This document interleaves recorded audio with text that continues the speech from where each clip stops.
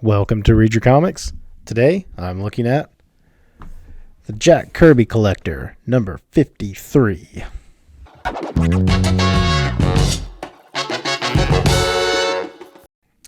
Before I get started, just a quick thank you to all of the subscribers, and if you are new to the channel, be sure to hit that like and subscribe button. So today I just kind of wanted to take a break from looking at individual books and take a look at one of these Jack Kirby collectors. I made a video of this before where I didn't really talk in it. I just kind of played some music as I flipped through it.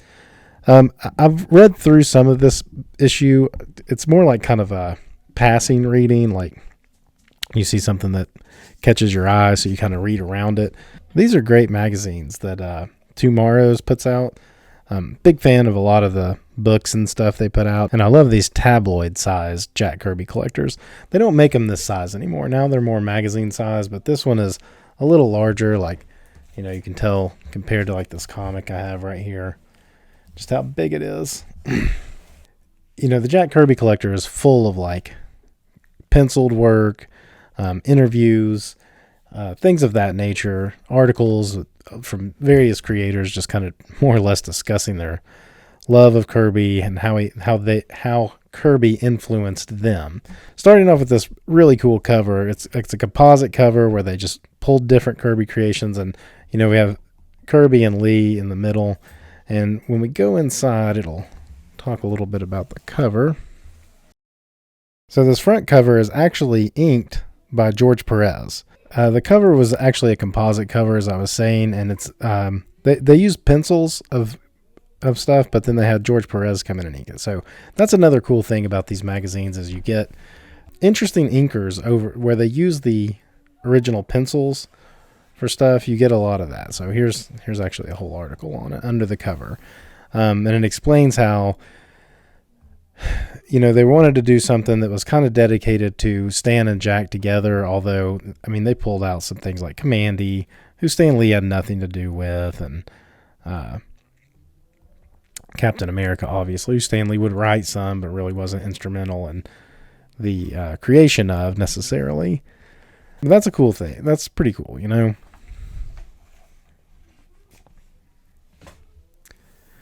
I believe that... I remember the issue before this, I think, was dedicated to like just the Fantastic Four. So this one was more or less like a going beyond that. Interesting map right here that shows where they lived near each other. The early years. There's a pretty classic photo of Stan, if you've never seen that one before, of him in his backyard with a typewriter outside typing.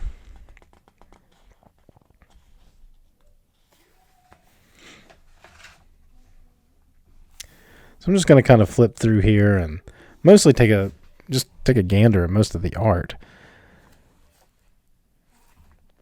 Yellow Claw, definitely Golden Age book by Kirby, or late Silver Age. Gets into the Atlas implosion. So this has some pretty good content about their relationship. If you've ever read any of the books about Kirby or Lee, you know, you're going to learn that they met when, you know, Lee was about, I guess, maybe 10 years younger than Kirby. So they really looked at him as kind of like an annoying kid around the office in the early Timely days.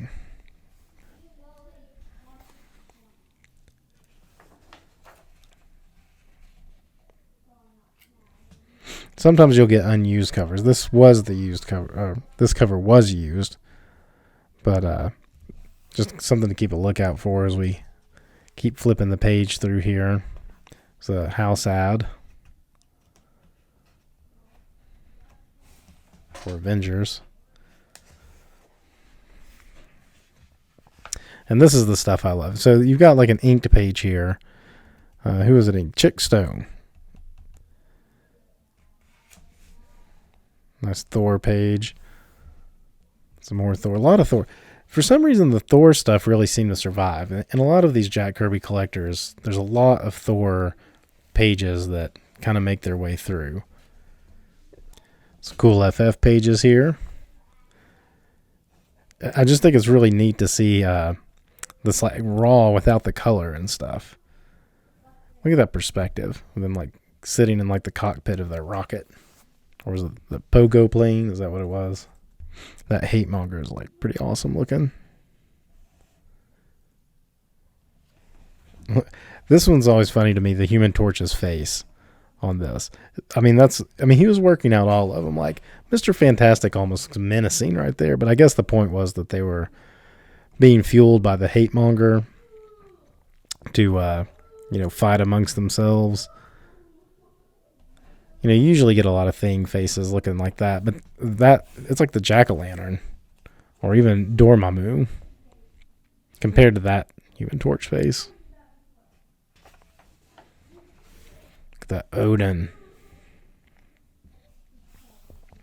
This is what I love about this tabloid size, is just looking at this stuff in full size again. You just see it like, this was printed in a comic book like that. And while this isn't, the full original art size, it's not quite like a artist edition or something. I mean, it's not bad. It's not bad. And it's printed in black and white, so you're not getting like a color, even though they like printed the black and white scan. And even gave it a little drop shadow. You're not getting the full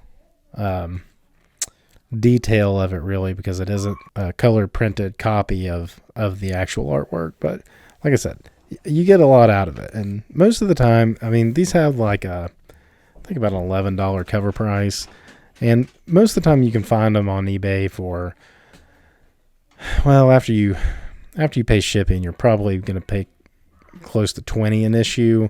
But if you look on tomorrows.com, a lot of times you'll get some on sale. Like I got, not this one, unfortunately they don't still have, but I got a bunch of them, even these tabloid size ones, for $3 each. Not too long ago, just like last year. So go to Tomorrows. I don't know if it's tomorrows.com or tomorrowspublishing.com, but they have a clearance section, and check out what's in there. More. Got a cool Avengers page. More Thor. Like I said, there's tons of these Thor pages. Of course, always have a Mark Evanier thing or two in here. Tribute to Kirby. 2008 tribute panel.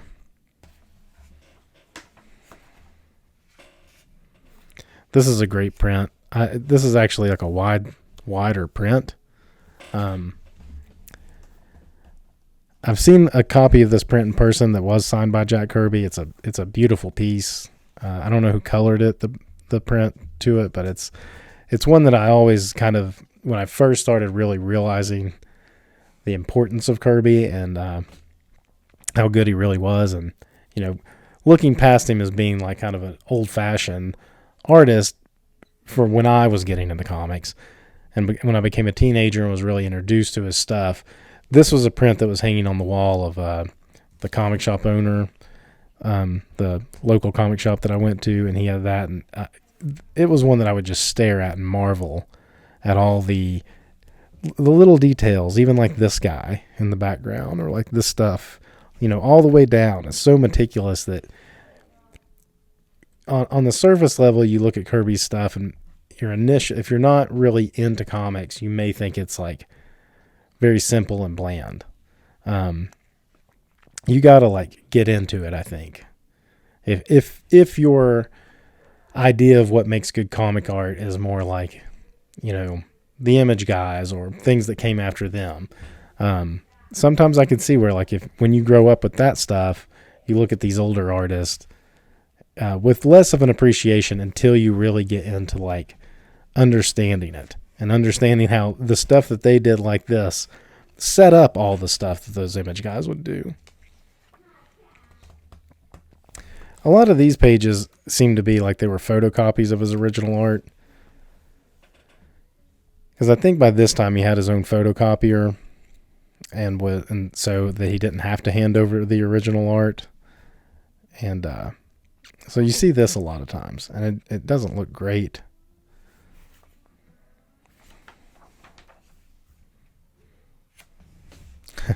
That's a cool one. What is that from? Video Rangers, an animation concept Kirby pitched in the early 1980s, capitalizing on the video game craze of the time. That's pretty cool. It is like a character kind of coming out of multiple characters coming out of the game.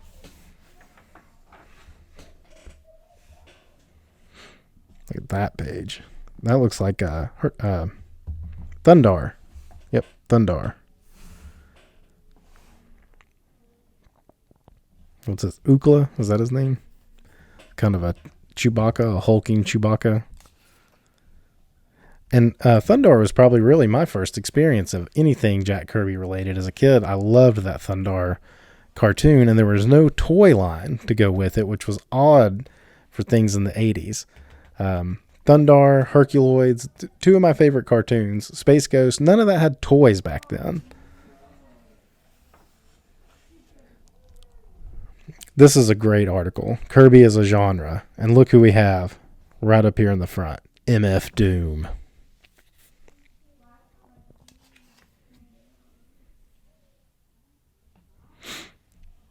This a band? Kirby Crackle? I don't remember seeing this the first time I flipped through it. I'm going to have to read this article a little more thoroughly.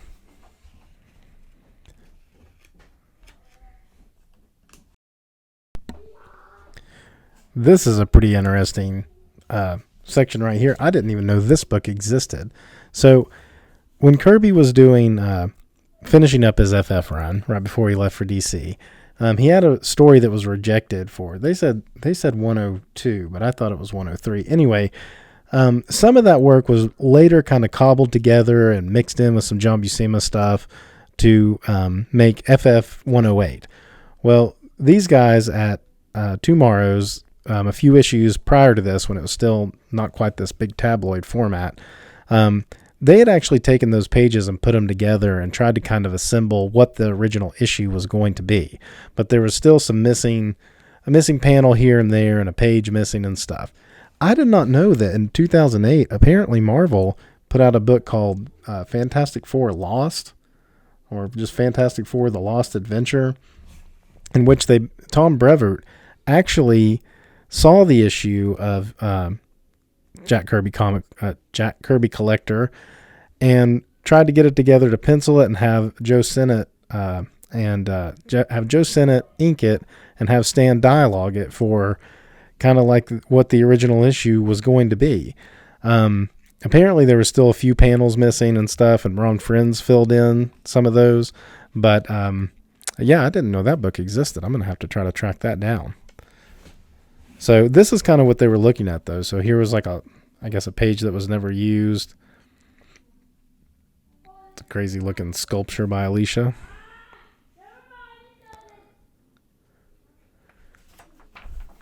So they did this a few issues before, and I have that.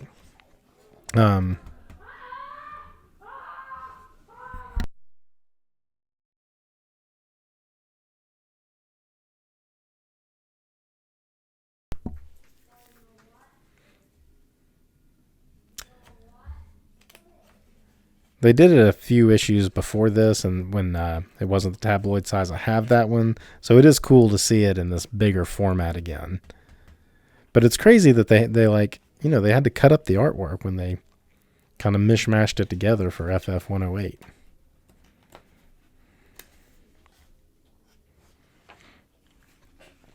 Oh yeah, they always do this in the center spread too. I think they said this was a missing page they didn't have originally, so this is what they included as their center page. So again, I mean, you get like a cool copy and you see just like the age and the dirt and the whatever else has happened to it, and I find that stuff so interesting to see, like on the original art.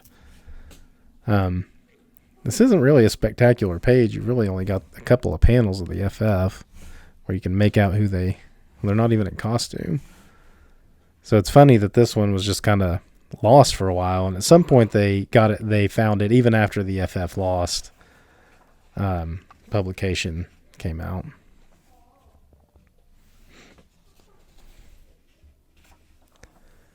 So you've essentially got a whole issue of FF here with no dialogue. But you have Stan's dialogue you have Jack's margin notes and margin dialogue that he put in. And there's times he would say, Stan didn't really change anything.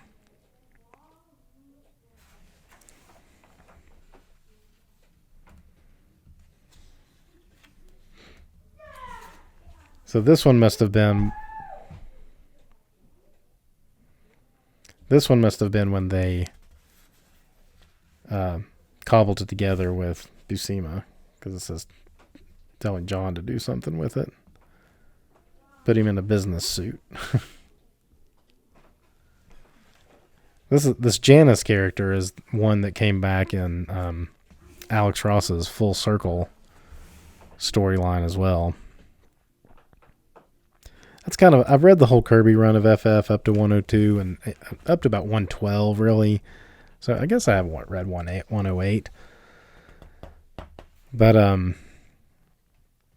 after that's kind of a dead spot for me for a long time. It's just like hit or miss, like, you know, what's on the cover, what villains are on the cover, what other characters are appearing in FF that I would pick up random issues.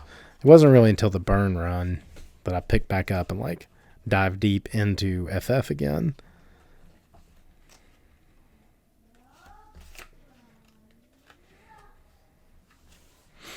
Kirby Obscura.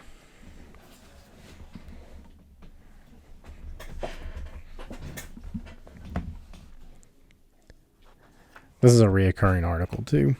I think it's mostly discussing some of his lesser known stuff from independent companies. Well, if you call them independent companies, smaller companies of the time. What is this book? The Best of Simon and Kirby. Available now in a hardcover. Looks like it has like Fighting American in it. And I don't know what else. Street Code's good autobiography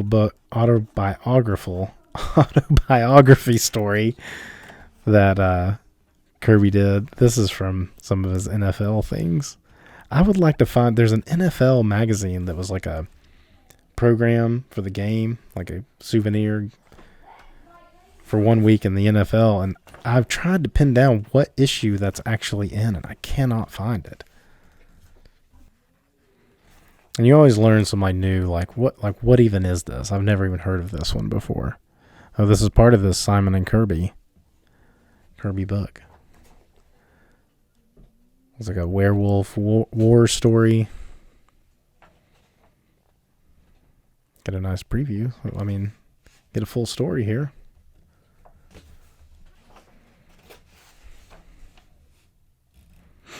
I challenged Groot. I don't hear people talk enough about Guardians 3 at the end when Groot looked more like this Groot.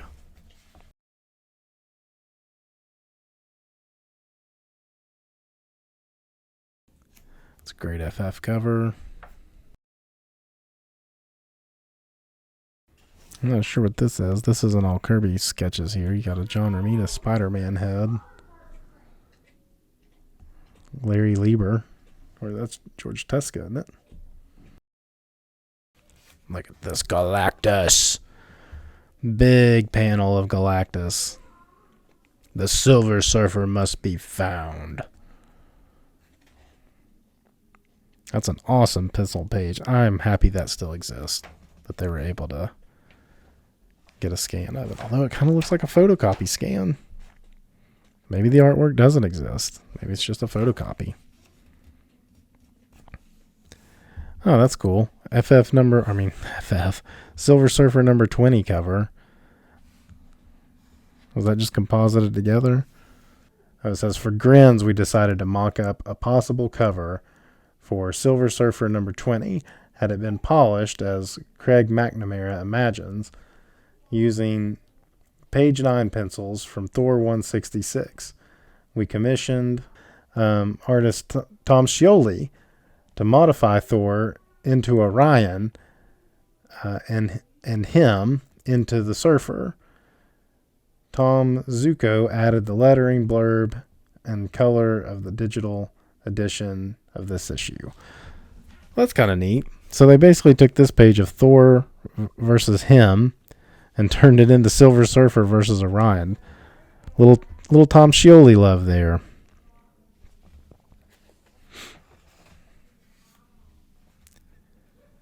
Here's your back catalog of tomorrow's stuff.